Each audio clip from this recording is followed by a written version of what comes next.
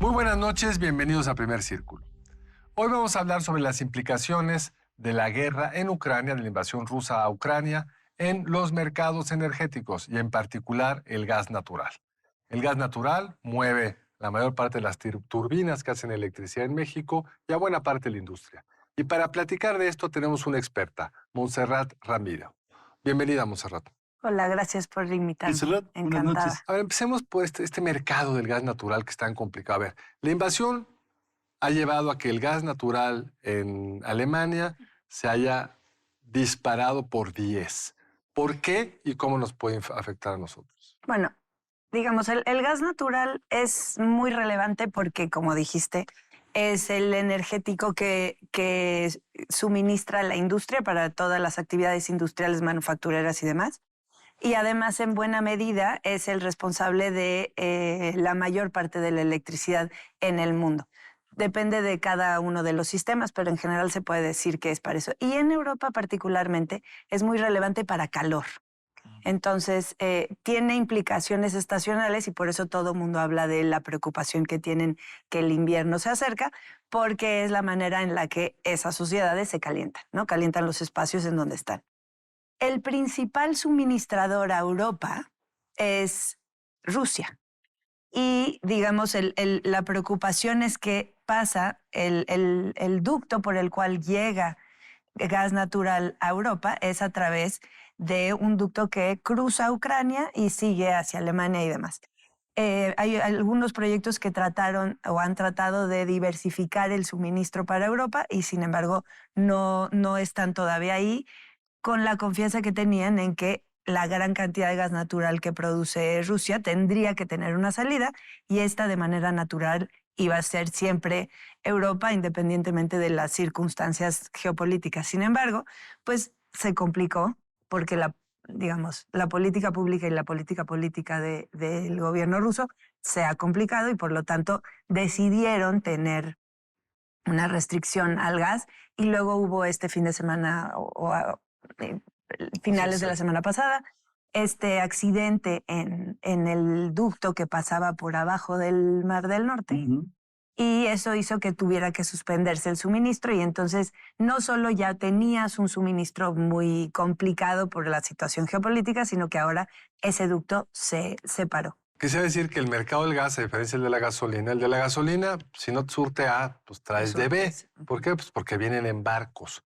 El problema del gas es que viene por ductos. Sí. Entonces, hace mucho sentido, si tu vecino es Rusia, pues el producto es más barato que licuarlo, subirle un barco, ponerlo en una terminal que lo gasifica y conectarlo a los ductos. Entonces, Alemania depende mucho de ese gas que llega por estos ductos, como los nuestros que vienen de Estados Unidos, pero es un precio muy regional, Sí. porque ese precio del gas ruso pues no se puede sustituir por gas de Estados Unidos al menos que lo licúes. Y en eso estamos, viendo si el gas licuado puede sustituir otras fuentes de gas, sobre todo la rusa, en Europa, en particular en Alemania. Ahora, perdón por mi ignorancia, pero esta explosión, explosión rara, porque había habido operaciones militares en esa zona unas semanas antes, sobre esta explosión se especula mucho. Se dice, bueno, es que beneficia a los norteamericanos porque entonces el gas ruso, bla, bla.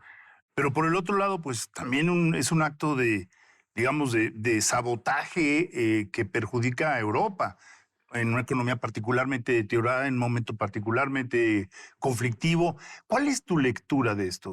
Mira, la verdad es que nadie tiene a ciencia cierta qué sucedió en ese accidente, pero sin duda me parece que es una señal como muy clara lo puedes leer como una señal de poder de Rusia diciendo, si no es conmigo no va a ser con nadie o al mismo precio, ¿no? Y además en el discurso del fin de semana del presidente ruso le echa la culpa públicamente a Estados Unidos de sabotaje, con lo cual hace que la probabilidad de que esto sea así pues es menor, ¿no? O sea, digamos, podrías intuir que esa es justo la señal para saber que no fue Estados Unidos. De hecho, es coherente con la política de Putin, que es ir cerrando es decir, más o menos la lógica es, tú me pones sanciones a mí, yo te pongo a ti. ¿Cuál es la que a ti te duele el gas? Pero al mismo tiempo yo no puedo romper el contrato que tenemos Y entonces han estado inventando que mantenimiento, que no sé qué cosa, y ahora tienen la magnífica excusa de que ya se les rompió y no lo pueden surtir. Ahora, una vez roto el gasoducto, pues la verdad es que Europa se enfrenta a un invierno particularmente difícil, ¿no? Porque ¿cómo subsanas este déficit de gas? Es difícil, lo tienes que subsanar con gas natural licuado y ese tiene un precio distinto, necesariamente. Entonces, yo creo que aquí hay dos cosas de fondo. O sea, la coyuntura es si el precio va a subir. Eso tiene implicaciones para los consumidores, tiene implicaciones para los satisfactores sociales de temperatura, ¿no? Pero creo que tiene una implicación de largo plazo importante. Una es política, porque entonces la gente cuando te metes con el precio de la energía hay una reacción complicada socialmente, ¿no? Y es instantánea y es muy difícil de explicar el fondo del asunto. La gente quiere tener energía en todo momento al precio menor posible y eso es algo que es totalmente genuino, digamos. Pero hay una implicación de más largo plazo que es en términos de la transición energética y el cambio climático, lo que esto implica para las otras tecnologías que les estaba costando trabajo sustituir al gas. El gas natural tenía esta posición de el combustible de transición, porque es más limpio que quemar otros fósiles, sin embargo no es que no tenga emisiones, sí las tiene, pero digamos, el precio de las tecnologías renovables para sustituir al gas primordialmente en electricidad les estaba costando trabajo porque el gas natural seguía siendo barato y un suministro estable, sin complicaciones a las redes eléctricas en términos de transmisión, etc. Lo que esto implica es, en la medida en que el sustituto sube el precio, los renovables se vuelven mucho más competitivos. Sí. Y entonces, para beneficio de la humanidad, en el mediano y en el largo plazo, me parece que esto beneficiará a los renovables y a las medidas de transición energética, como son la más básica de todas, que es uso eficiente de la energía, ¿no? O sea, hacerte mucho más eficiente al usar tu infraestructura y tu red. Y por lo tanto, esto puede tener beneficios para incrementar la velocidad a la que estamos transitando hacia energías más limpias, y eso es bueno para ahora, todos. En el corto plazo, Alemania va a tener frío, Europa va a tener frío. Eso sí, no. Hay un gran riesgo de que ni siquiera tengan suficiente energía. Va a ser mucho más caro. Los gobiernos están teniendo que meterle una fortuna para evitar esos picos que tú bien decías son muy difíciles de administrar políticamente. Pero creo que para México puede tener consecuencias y quizá habría que hablar un poquito de ello, digamos.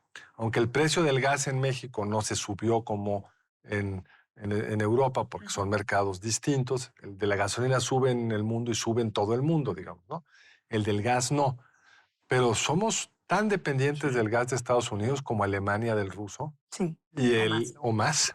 Y el gas que nos manda a los Estados Unidos ahora va a competir con el que pueden licuar y llevárselo a Alemania. ¿Cómo ves entonces los retos de la propia política mexicana de generación de electricidad? Y antes de eso, un paréntesis. Otra tecnología beneficiada por esto es la nuclear. Todos los planes europeos para bajarle a su dependencia o a la importancia de la nuclear en su red eléctrica están en pausa. Bueno, Alemania está en una discusión. No, ya dijeron que van a dejar. Y que lo cancelaron, y me parece que eso tiene implicaciones también en transición energética muy positivas. Y después podríamos discutir horas sobre eso, pero creo que es una decisión en el camino correcto. Pero bueno, volviendo a México, como todo mercado, cuando empiezas a globalizar los mercados, el sustituto ya no es el precio. En nuestra región era Henry Hub, por ejemplo, ¿no? Es el precio en Houston.